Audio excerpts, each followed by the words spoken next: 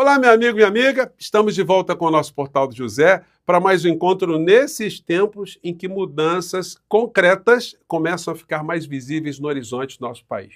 Você que está aqui no nosso portal há mais tempo, certamente acompanhou que foi a nossa batalha diária contra essa gente negacionista, criminosos, oportunistas de todas as espécies que atacaram a nossa sanidade mental todos os dias e também atacaram a nossa sanidade física e o nosso país, a nossa democracia. Felizmente, eles foram contidos em 2022. Tentaram um golpe e agora estão respondendo pelos seus crimes perante a justiça. Na hora que o criminoso mor da nação for para a cadeia, aí o discurso dessas criaturas, que já anda muito esvaziado, vai ficar mais esvaziado ainda. Não vai colar esse negócio de dizer, olha, se Lula continuar ou se esse governo continuar, o Brasil vai virar comunista, as igrejas serão fechadas, você vai perder a sua propriedade, o seu filho vai mudar de sexo, teremos banheiros unissex. Isso tudo não vai colar mais. Então, essa gente já está com o discurso esvaziado. Para o segundo semestre, o governo Lula está prometendo uma série de entregas. Isso também mudará o patamar de discussões.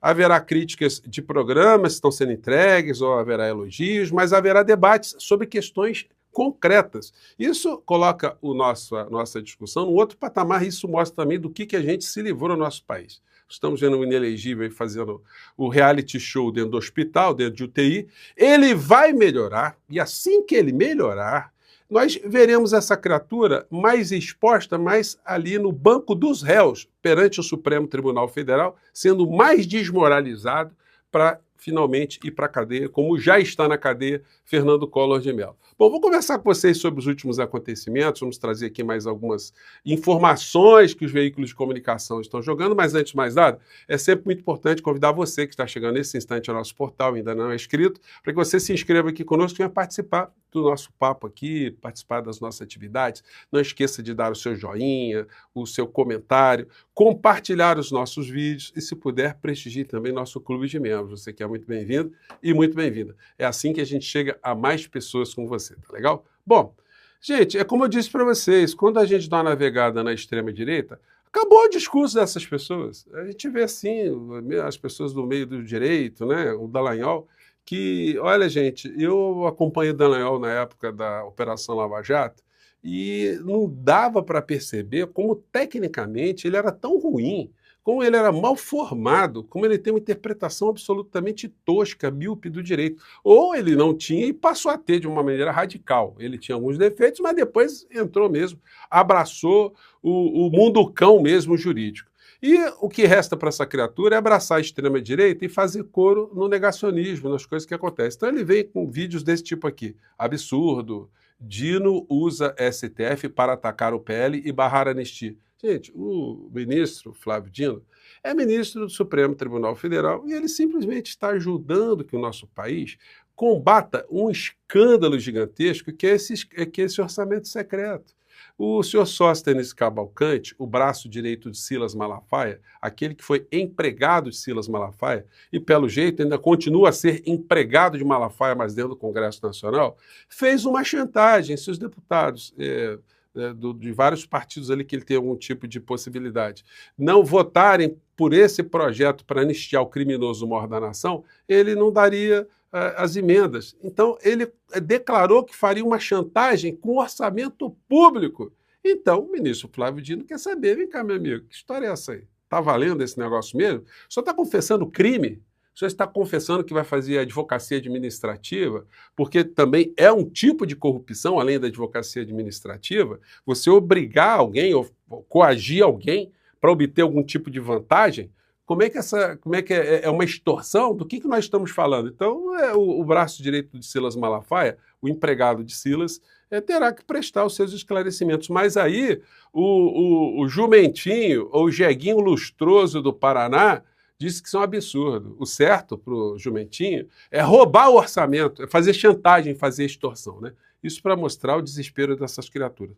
Outro aqui que já perdeu o assunto é esse Gustavo Gayer. Vai ficar aqui tentando achar defeitos, escândalos. E todo governo, gente, se você colocar uma lupa, né, fizer mesmo assim, você vai encontrar sempre alguma situação aqui ou acolá, em qualquer governo, em qualquer esfera, Então, essa gente sempre vai poder achar uma coisa ou uma suspeita para poder pautar os debates no cotidiano. Mas é o que está restando para essas pessoas. Vão virar fiscais aí de posturas de servidores públicos para identificar algum tipo de escândalo. Agora, escândalo, sempre leiam aqueles que dizem respeito a coisas que não atingem a superestrutura do poder econômico aqui no Brasil e fora do nosso país. Porque privatizações mal feitas, criminosas, corruptas, entregas dos direitos do povo brasileiro por baixo dos panos, violando qualquer tipo de regra, isso aí nunca é exposto pelos grandes veículos de comunicação, como foi a escandalosa privatização da Eletrobras, né? Então, o discurso dessas criaturas esvaziou muito. Aqui o Dudu Bananinha está com essa aqui. Como Nayib Bukele transformou Salvador? Lições para o Brasil. Tá abdicando de Trump, agora está abraçando o presidente de El Salvador? Essa aqui, então, coitada, essa aqui é a adolescente que ficou velha, mas o espírito permanece adolescente, perdeu o discurso também completamente, né? Intelectual desse mundo da direita. E o Bolsonaro, no reality show dele, todo dia postando como é que ele tá. Só que tem um negócio, quando você lê o texto aqui do Bolsonaro, que eu nem vou ler para vocês aqui, as expressões são as expressões que ele não tem capacidade para escrever, até por falta de conhecimento médico. As expressões são absolutamente técnicas. Logo, é ele que está assinando, mas ele continua fazendo essa palhaçada e colocando a foto dele no final. Olha só, tá bem o inelegível. Inelegível tá legal, ó, tá com a cara boa. Tirando a sonda aí, né? A cara dele tá muito boa. Mas aqui ele escreve coisas como essa aqui, ó. Ainda persisto com sinais de gastroparesia, retardo no esvaziamento do estômago e soluços que tiram qualquer ser humano do sério, mas sendo clinicamente controlados e acompanhados. Hoje, de forma cautelosa, a equipe médica iniciou oferta oral limitada de água, chá e gelatina, devido a sinais de movimentos intestinais iniciais. Vocês conseguem ver o Bolsonaro falando assim? Então é complicado, né? Paralelamente, continuam realizando fisioterapia motora, controlada para a recuperação da massa muscular perdida pelo período de repouso.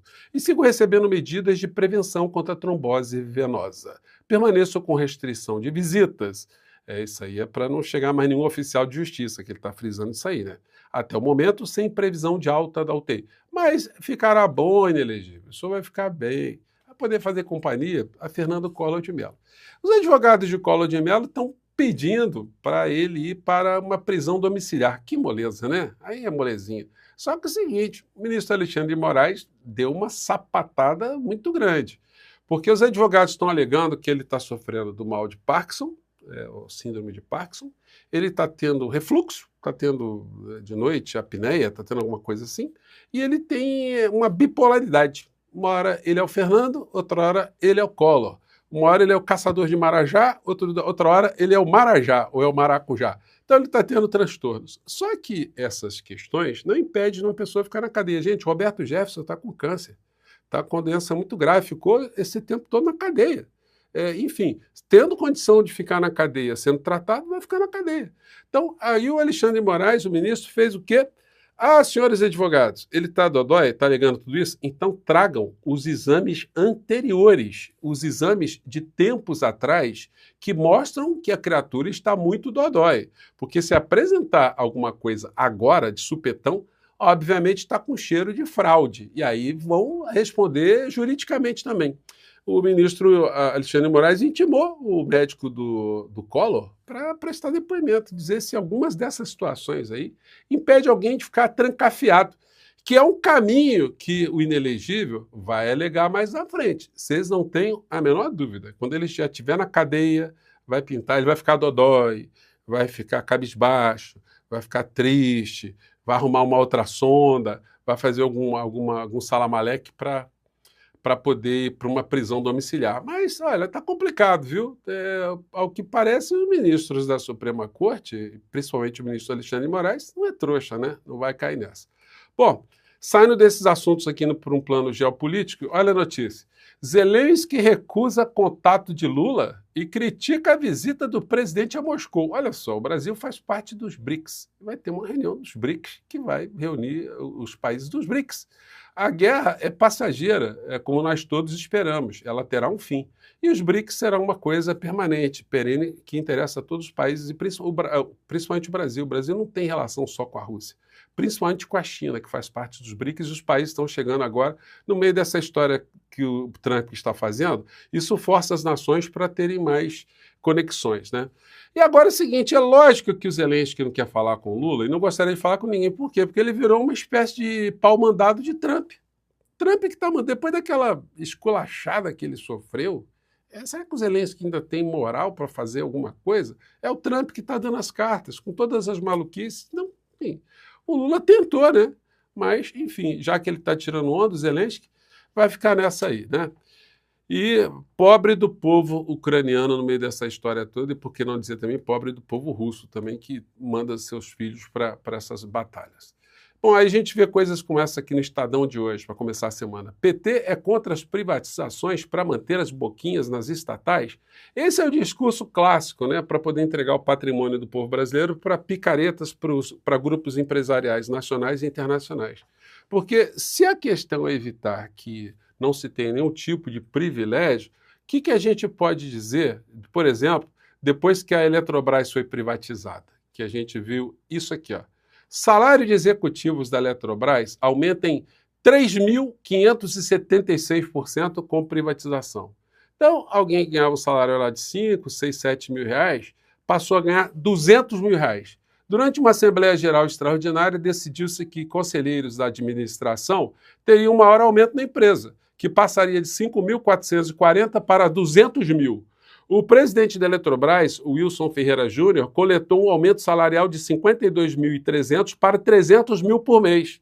Então, é isso que fazem esses vigaristas, esses picaretas, que usam a grande mídia para fazer um discurso contra empresas públicas, como elas fossem apenas local para você indicar pessoas para administração, para transformar esse tipo de discurso numa ferramenta para colocar nas mãos de empresas privadas que vão, no final da história, também fazer os seus cabides marajaísticos, já que a gente está falando em Fernando Collor de Mello, né? Então é muito importante a gente desnudar essas histórias todas. Gente, eu fico por aqui mais uma vez. Filas estão andando com vocês que acompanham o nosso portal, estão vendo, né? Eu fico por aqui, um grande abraço, até o nosso próximo encontro. Tchau!